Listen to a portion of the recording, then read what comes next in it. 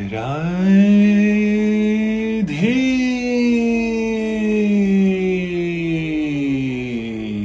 राधे।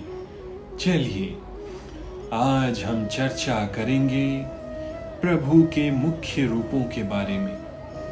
मिलकर बोलिए राधे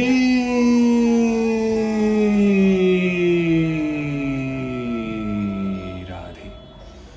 श्री भगवान ने कहा, हाँ, अब मैं तुमसे अपने मुख्य वैभव युक्त रूपों का वर्णन करूंगा, क्योंकि हे अर्जुन, मेरा ऐश्वर्य असीम है।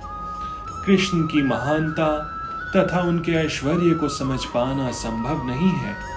जीव की इंद्रियां सीमित हैं, अतः उनसे कृष्ण के कार्यकलापों की समग्रता को समझ पाना संभव नहीं है।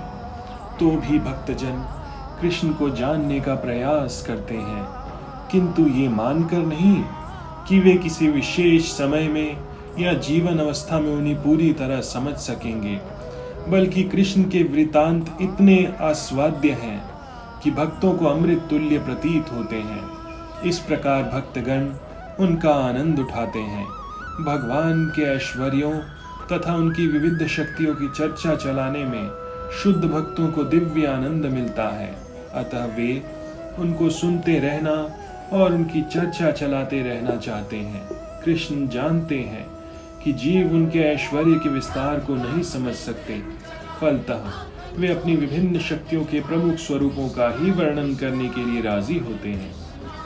प्राधान्यता शब्द अत्यंत महत्वपूर्ण है, क्योंकि हम भगवान के प्रमुख विस्तारों को ही समझ पाते हैं, जबकि उनके स्वरूप अनंत हैं।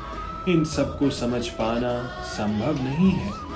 इस श्लोक में प्रयुक्त विभूति शब्द उन ऐश्वर्यों का सूचक है जिनके द्वारा भगवान सारे विश्व का नियंत्रण करते हैं। अमर कोश में विभूति का अर्थ विलक्षण ऐश्वर्य है। हंता ते कथयिष्यामि दिव्या हरात्म विभूतयः प्राधान्यतः कुरु श्रेष्ठ नास्त्यंतो विस्तरस्य में। निर्विशेषवादी या सर्वश्रेष्ठवादी न तो भगवान के विलक्षण ऐश्वर्यों को समझ पाता है, न उनकी देवी शक्तियों के स्वरूपों को।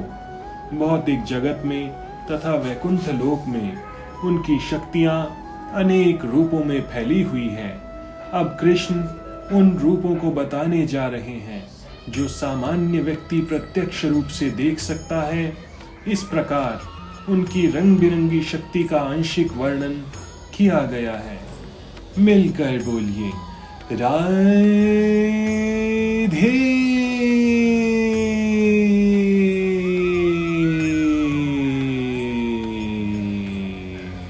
राधे।